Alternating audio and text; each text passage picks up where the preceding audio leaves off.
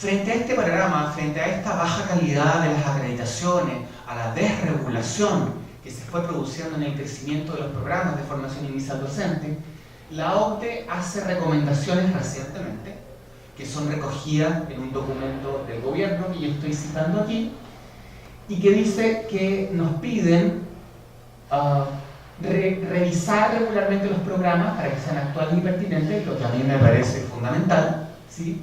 Pero también que el gobierno debe garantizar que los programas de formación inicial docente se alineen estrechamente y sean coherentes con un instrumento de orientación del rol educacional, del rol del docente ministerial del gobierno, que se llama Marco para la Buena Enseñanza. Y aquí yo creo que se complican las cosas porque las universidades, el rol formador de las universidades debe ser un rol crítico, y ese rol crítico supone, en la forma que nosotros lo entendemos, que yo no, primero, mi primer rol como didacta no es formar un profesor para enseñar el currículum vigente. Yo formo un profesor que piensa la construcción de sujetos sociohistóricamente situados en el mundo. Un profesor al que le pueden cambiar el currículum tantas veces como se quiera, y él no se desorienta porque entiende que tiene un rol que está fundamentado en su propia concepción, en una forma de entender la vinculación de los problemas sociales del sistema educativo y el aporte que él puede hacer desde su formación. Y no se puede perder en que su rol es ser funcionario del currículum nacional, sobre todo en Chile, donde, si nos fuimos dando cuenta en el recuento histórico que yo fui realizando, tenemos un sistema educativo de consenso. Tenemos un sistema educativo que está amparado sobre la articulación profunda, ¿cierto?, de educación de mercado, reglas de juego, una construcción del rol del Estado como subsidiario instalado por la dictadura, y con dos bloques políticos que se alternan, la administración estatal, sin introducir ninguna reforma sustancial que permita alterar las bases sociales del modelo, que son el lucro y la competitividad. Eso implica que un currículum nacional, aunque como el currículum de los 90 puedan ser apuestas que generan aportes, ¿cierto?, distan mucho todavía de lo que la sociedad chilena se merece en términos de acceso a una sociedad realmente democrática, y no simplemente una sociedad, quiero parafrasear al presidente Elwin en los 90, cuando hablando de la investigación de las violaciones a los derechos humanos, dijo que íbamos a tener una justicia en la medida de lo posible, porque lo dice en un contexto en el que tenemos a Pinochet todavía como comandante en jefe. Claro, Pinochet muere en 2006, el mismo año en que estallan todas estas movilizaciones, pero si nos fijamos, hace cosa de 3 semanas hubo una polémica en Chile, no sé si ustedes se enteraron, en que Piñera, en este segundo gobierno, nombra como ministro de Culturas a una persona, Mauricio Rojas, que en su juventud había militado en la izquierda, pero que luego se pasa a la derecha, y que en un libro que publica en 2015 habla del Museo de la Memoria y los Derechos Humanos, que es un museo que está en Santiago y que muestra la experiencia de la represión, ¿cierto?, de la tortura y de los asesinatos de los perpetrados por agentes del Estado. Y se refiere a este museo diciendo que es un museo, no es un museo de la memoria, que es un museo de la mentira, es un museo de la falsedad, es un museo que cuando uno entra busca provocar un shock y busca que las personas no piensen, porque está armando un montaje, y él lo dice con esas palabras, ¿cierto? Este museo monta un montaje al cual le falta una parte de la verdad, y esa parte de la verdad es por qué el país llegó, como si fuese la llegada del invierno, ¿cierto?, inexorable, por qué el país llegó a un quiebre democrático. Ellos no hablan de golpe de Estado,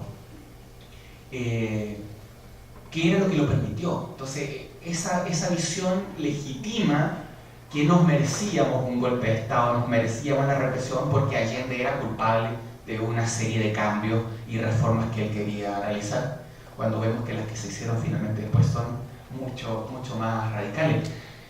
Este sujeto, bueno, duró un fin de semana como ministro de Cultura, lo sacaron, pero lo sacan excusándolo, lo sacan justificando su visión, lo sacan discutiendo si tenemos que crear un museo de la verdad, o como Piñera sugirió, un museo de la democracia. Entonces estamos en Chile aún flanqueados, ¿cierto?, por una mirada restringida de la democracia, de la participación, de los derechos. El derecho a la educación y el derecho a una educación gratuita se convirtió en el derecho a tener un bono, a tener una beca. No es el derecho todavía de las instituciones de educación superior a recibir y funcionar legítimamente con un presupuesto que les permita cumplir adecuadamente su función. El marco de la buena enseñanza es una orientación que en sí misma puede ser apreciada, cumplió una función en su momento, creo yo, pero responde a esta visión de consenso, a esta visión de justicia, de educación, de derechos en la medida de lo posible.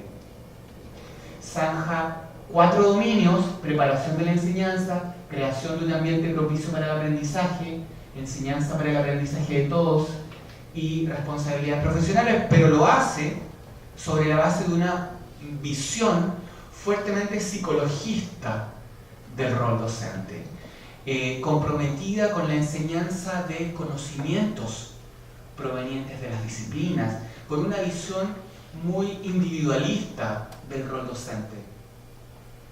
¿Cómo entonces alinear obligatoriamente a las universidades en la formación de profesores con un instrumento de este tipo?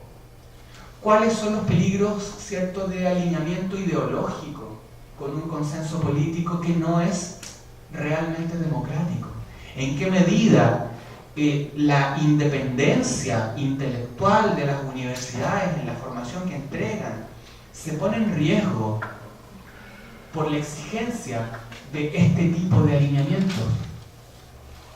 Es algo que yo creo que en Chile es importante no solamente discutir, sino defender. Necesitamos independencia formativa, necesitamos sobre todo las universidades públicas cumplir el rol histórico que nos hemos asignado, y que es establecer como prioridad no el bienestar de las políticas de gobierno, sino el bienestar de quienes conforman las distintas naciones que están articuladas dentro de la sociedad y el Estado chileno. La prueba inicia se enmarca entonces en todas estas demandas como un instrumento para medir la calidad de la formación, en un contexto en que sí, yo creo que es necesario tener más luces que nos indiquen cómo se está formando a los profesores.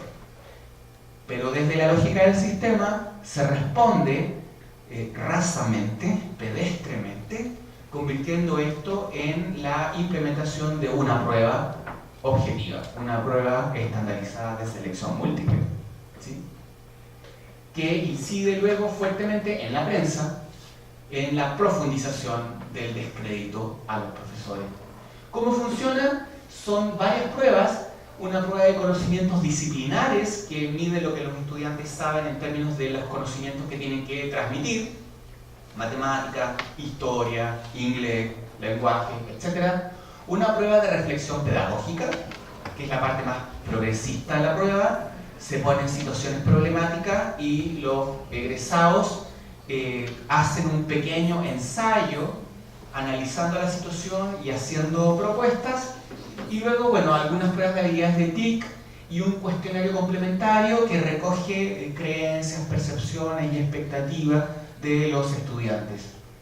El año 2012 estaba la idea de que esta prueba fuera habilitante y quienes la reprobaran no pudieran desempeñarse en el sistema educativo, y eso además se quería implementar con asignaciones, con tramos de sueldo. Finalmente ese proyecto se cayó y la idea vigente hoy día es que esta prueba debe servir para retroalimentar la formación de las universidades. De hecho, los resultados ya no se están haciendo públicos, sino que se están entregando a cada una de las universidades y el estudiante recibe sus resultados individuales. Es una prueba que, sin embargo, tiene problemas de validez. Sus primeras aplicaciones, hasta el 2011, no estaban asociadas a un constructo claro. Cuando se implementa la primera vez, en 2008, nos convocan a nosotros por especialidades para poder definir el puntaje de corte, y realmente a nosotros nos permitió la pregunta porque decíamos, bueno, pero ¿cuál es el modelo de la prueba? ¿Cuál es el constructo que hay detrás? ¿Qué es lo que se está evaluando? ¿Cuáles son las dimensiones? ¿Cuáles son las prioritarias? Y la explicación que se nos dio en ese momento fue, lo que pasa es que necesitamos implementarla, estamos contra el tiempo, entonces nos basamos en otras pruebas y finalmente lo que tenían era un cuestionario de preguntas.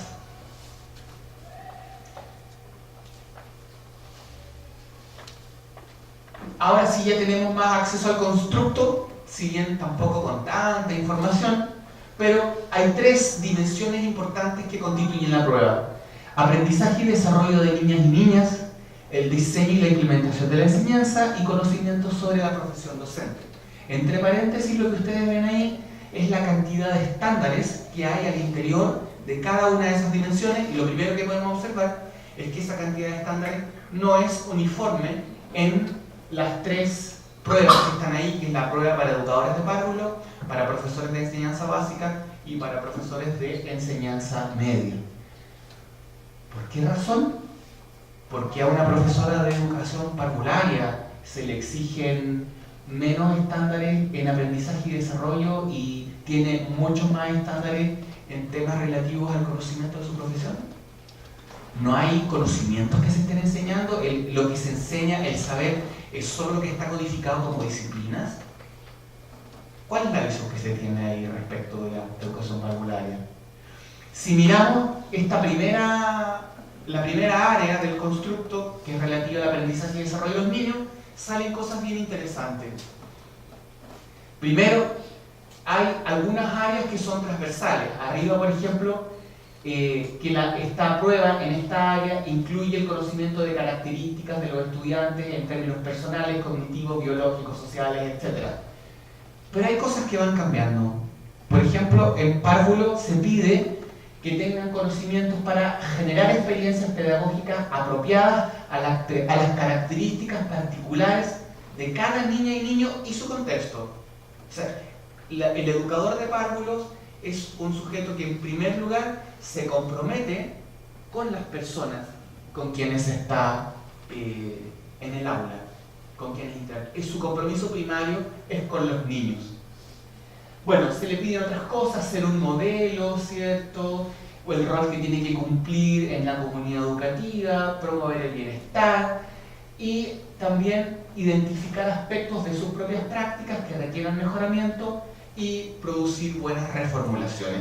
Pero cuando yo leo esta misma descripción en educación básica y veo que tienen que trabajar estos profesores bajo la convicción de que todos los estudiantes pueden aprender y alcanzar las metas que el sistema educativo establece, este profesor ya no tiene que comprometerse con los estudiantes. Se perdió la visión en la persona y al profesor de educación básica le arrojamos en la cara en primer lugar las metas. ¿Qué pasa con la generación de experiencias? Que era importante en la descripción de la educación parvularia. ¿Qué pasa ahora en educación básica con la necesidad de que este profesor debe identificar aquellos aspectos de su práctica que requieren reformulación? La reflexión sobre la práctica no está en esta descripción. No está el ajuste al contexto. El rol primario es el cumplimiento de metas.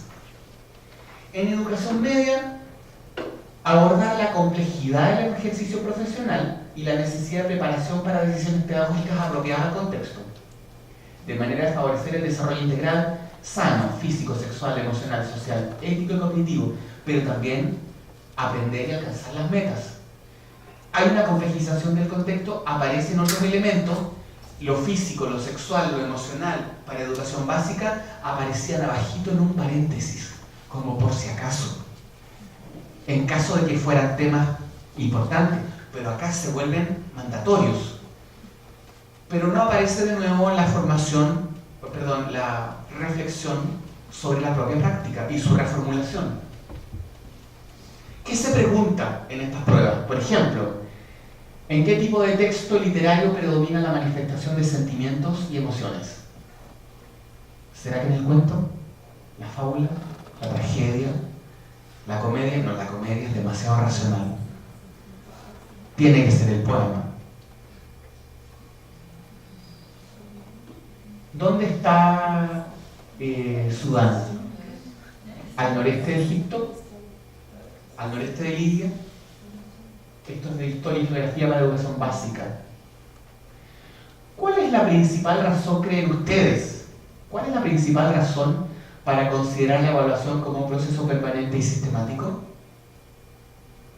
Acá marcan A, porque de esta manera se recoge información para ajustar la planificación educativa y retroalimentar a los estudiantes de manera oportuna. Pero responder eso significa que lo sé hacer. ¿Significa que tengo convicción en hacerlo? En el año 2011 el Ministerio de Educación lanzó el Plan de Apoyo Compartido. ¿Cuál es la finalidad de esta iniciativa? ¿Cuál es la correcta? Apoyar a establecimientos municipales subvencionados con bajo desempeño en el CIMSE en los últimos 5 años. ¿Y si yo considero que ese programa del gobierno no está efectivamente haciendo ese apoyo? Que el hecho de que esté operando y entregando recursos no significa que finalmente esté pedagógicamente estableciendo un apoyo. Ese disenso en mis ideas no es un saber pedagógico válido. Esto es conocimiento relativo al campo y a la profesión. Si nos fijamos por tipo de universidad y miramos abajo en los niveles de acreditación, este gráfico nos muestra la cantidad de respuestas incorrectas. A menor acreditación, las respuestas incorrectas en cualquiera de las pruebas aumentan significativamente. ¿Qué dice eso? Son aquellas instituciones en que tenemos la visión más tecnificada, la visión menos crítica. Y eso está incidiendo en esto. Una visión más crítica, una visión más intelectual, más formada, con más participación del sujeto, una formación inicial docente más democrática, incide en formas de pensamiento y de toma de decisiones y de reconocimiento de alguna de estas materias que pueden parecer PH también, de mejor calidad. En la prueba de conocimiento disciplinario, por el hecho de educarse, de formarse como profesor en una institución privada no selectiva, inmediatamente significa un 80% de posibilidades de que le vaya mal en este examen. Solo por formarse en esas instituciones. Aquí están algunos resultados. Menos de 1/3 de los estudiantes se ubican en los segmentos superiores de rendimiento. Pero esto es interesante porque uno podría decir, bueno, ¿qué importancia tiene saber si es el poema? Si a mí me parece que la prosa es muy racional y me quedo con esas visiones clásicas, tradicionales de lo que es la poesía. Lo que realmente importa es la reflexión docente. Y esta prueba lo está incorporando. Y hay una prueba de ensayo en que yo libremente pongo mi opinión. Pero ¿cómo se filtra? ¿Cómo se analiza? ¿Cómo se evalúan esas respuestas? Aquí está la rúbrica. Si yo me fijo en el mejor nivel, en el nivel A, dice, el futuro docente es capaz de analizar en profundidad una situación pedagógica. Bien, eso es importante. Pero si me voy al nivel B, leo, el futuro docente es capaz de analizar una situación pedagógica. ¿Y cuál es la diferencia con el análisis en profundidad? ¿Cómo lo puedo pesquisar? ¿Cuál es el indicador en el que me tengo que fijar? Porque yo puedo tener una opinión personal, pero esto es un instrumento estandarizado. En el nivel C dice, el futuro docente es capaz de analizar una situación pedagógica. ¿Y cuál es la diferencia con el nivel B?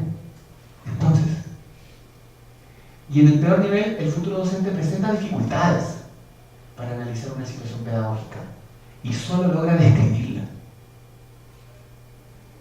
Pero, ¿qué significa dificultades en el análisis?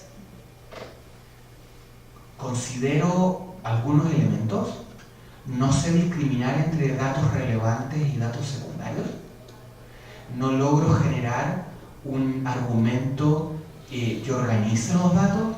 Yo entendería que ese tipo de elementos constituyen indicios de un tipo de análisis, pero la descripción lo que me dice es que el tipo no sabe analizar.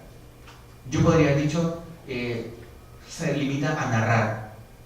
Ok, pero quedo en las mismas, no me aporta nada a la discriminación. Eso solo por analizar y no detenernos tanto en esto, el componente fundamental de esta rúbrica, que es clarificar qué se entiende por reflexión pedagógica como análisis de situaciones. Y luego a las instituciones se nos entrega esto.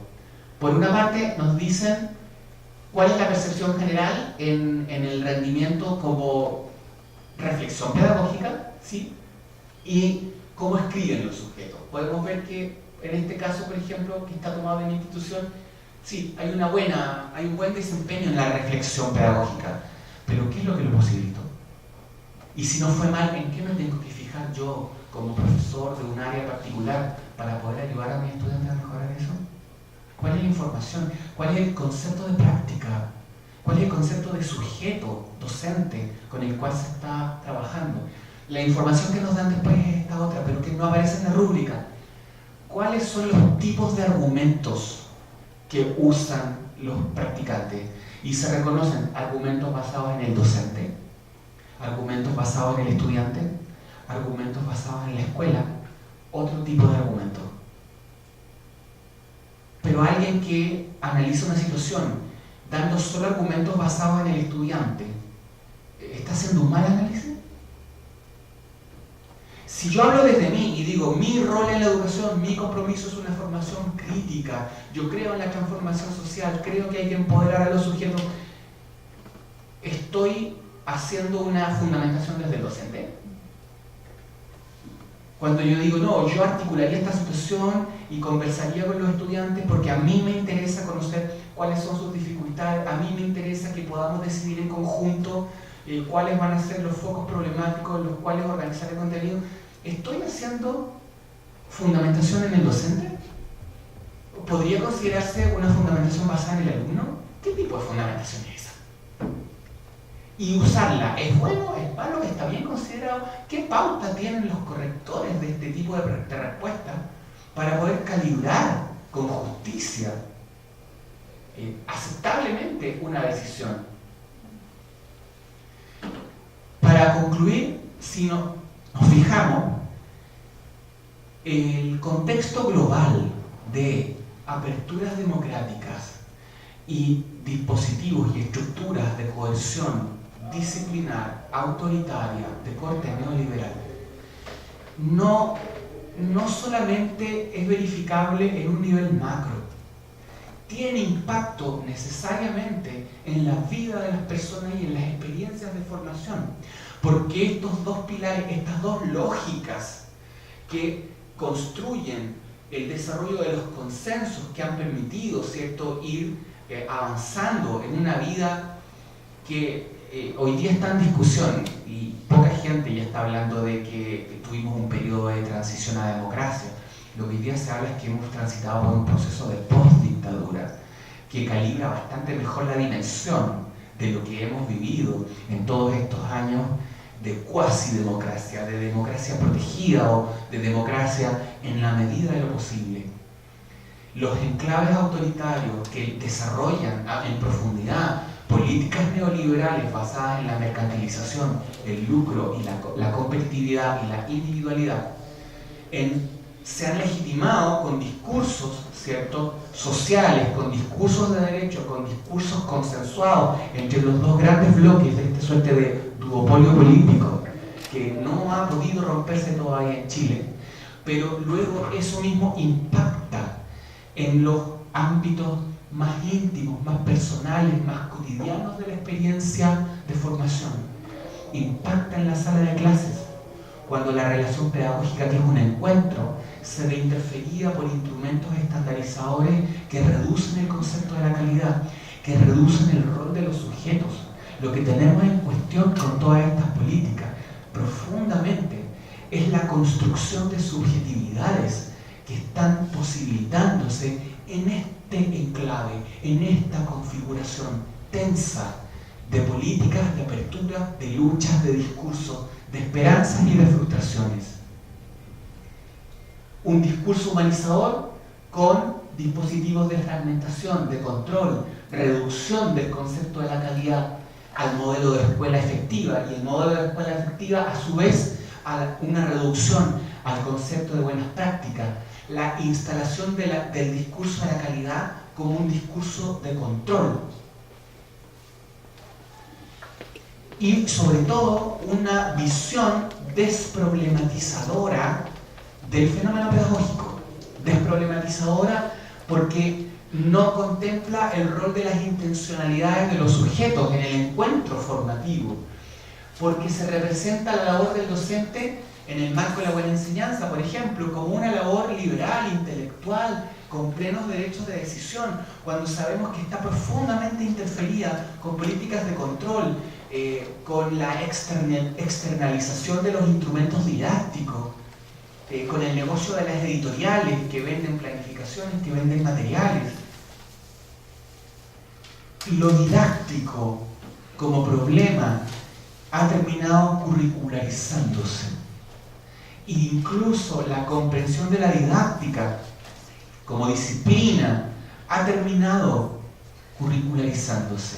Tenemos una didáctica como disciplina coaptada, reducida, enquistada dentro de las preocupaciones, dentro de la lógica y dentro de las coordenadas teóricas que posibilita el campo curricular, que es el campo hegemónico en Chile particularmente, ¿sí?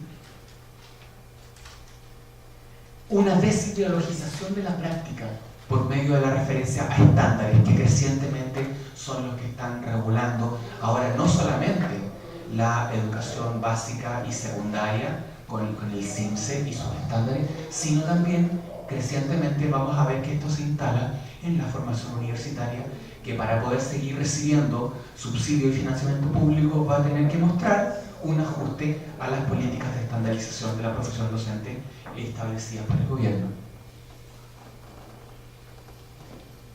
Dentro de esta curricularización de lo didáctico, una de las consecuencias importantes y que son un desafío para la didáctica hoy en Chile, en que tenemos una pérdida del sentido de la escolaridad, es la negación de la conflictividad.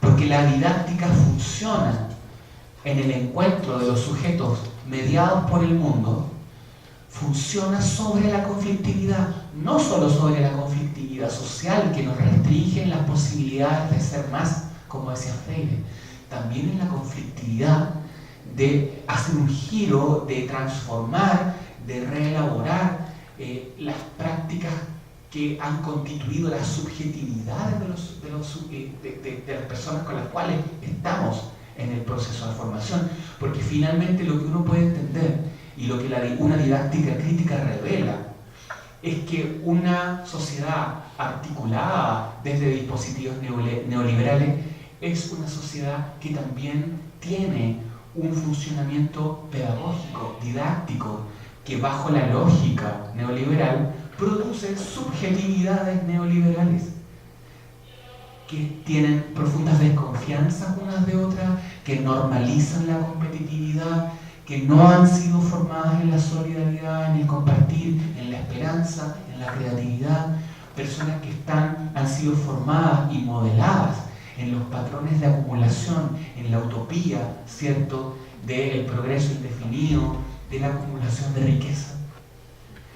Por lo tanto, tenemos un doble desafío de reconstituir subjetividades democráticas, culturales, sociales, basadas en la cooperación, basadas en la solidaridad, en la recuperación del humano. El principal desafío que está enfrentando Latinoamérica en el desarrollo del pensamiento didáctico hoy día es cómo nos salimos de los enmarcamientos disciplinarios que han consolidado y han naturalizado los triángulos didácticos en todas sus versiones y avanzamos en la recuperación de los sujetos reales e históricos en el hecho educativo, en el hecho formativo, en el encuentro entre educadores y educandos. Hemos estado cruzados por una concepción de calidad que lo que hace es modelar el proceso formativo como una prestación de servicios. Algo que yo puedo medir, empaquetar, estandarizar para poder tener los logros que yo de antemano preveo. Porque la razón instrumental, si en algo se caracteriza, es porque necesita prefigurar aquello que busca conducir y luego estructura las condiciones para que eso finalmente se produzca. Por eso, el tiempo de la razón instrumental es el futuro.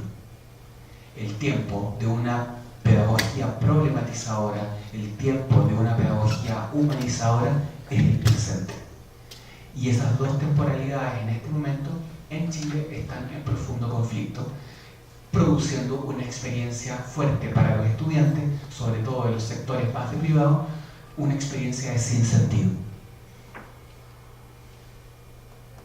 Como esperanza, simplemente terminar con un pequeño esbozo, un apunte, apenas algo que está irrumpiendo y que lo ha hecho significativamente este año durante el primer semestre y que han sido las movilizaciones feministas, amparadas no por la deuda, no por el sistema educativo, no por anhelos políticos, sino por la experiencia cruda, concreta, física del abuso, de la violencia cotidiana por razones de género, acoso sexual, violencia sexual, distintas formas de violación de los derechos humanos de las mujeres que estaban profundamente naturalizadas en la sociedad heteronormativa y machista chilena y que estallaban por conflictos al interior de las universidades que eran conflictos entre estudiantes y académicos acosadores y estudiantes y otros estudiantes acosadores. Y lo que ha entrado en crisis ahora con esta movilización ya no es simplemente el resquebrajamiento del pacto social, como fue en las movilizaciones del 2006 y del 2011. Estas movilizaciones nos visibilizan el profundo resquebrajamiento del pacto pedagógico que se ha ido produciendo. La reducción de la subjetividad en el proceso pedagógico ha terminado impactando en la naturalización, en el abuso, en la proliferación de una conflictividad cotidiana que ya no es tolerable. Y lo que nos enseñaron estos movimientos, que fueron muy duros, fueron muy difíciles, es que la violencia es un código de la cotidianidad. No solo está instalada en el lenguaje, no solo está instalada en la forma en que los hombres se refieren a las mujeres, está instalada también en la forma en la cual enseñamos. La exclusión de lo afectivo, la exclusión de lo emocional como dimensión de lo cognitivo es violencia epistémica. Y es una violencia heteronormativa, porque lo emocional, lo corporal, restituye la integralidad del conocimiento, lo historiza, y eso nos obliga al diálogo, a la argumentación y al encuentro. La reducción del conocimiento, la reducción del saber a aquella porción epistemológica occidental que lo entiende simplemente desde el componente lógico, es una visión colonizadora, masculina, blanca y europea respecto de lo que es el conocimiento. Y es la visión que permitió la subalternización de todos los patrones de conocimiento distintos que estaban en el tercer mundo, que estaban en el mundo colonizado, pero que también de alguna manera han sido defendidos por las culturas de la sororidad, por las formas de vivir el mundo más femenina, y que no han sido recogidas por la escuela. Por lo tanto, si los varones sufren una reducción subjetiva dentro de la lógica didáctica imperante al interior de las salas de clases, las mujeres sufren una doble reducción en aquello, una doble subalternización. Lo que estas movilizaciones nos mostraron es que necesitamos recomponer, primero desmontar y luego recomponer el pacto pedagógico vigente, levantado sobre una visión de la formación que es profundamente estrecha, pero que también es violenta y que termina naturalizando e invisibilizando este tipo de modos de relación, que no son simplemente relaciones entre sujetos, son relaciones que también están mediadas por el conocimiento. Y eso es de la absoluta competencia e injerencia nuestra. Eso. Gracias.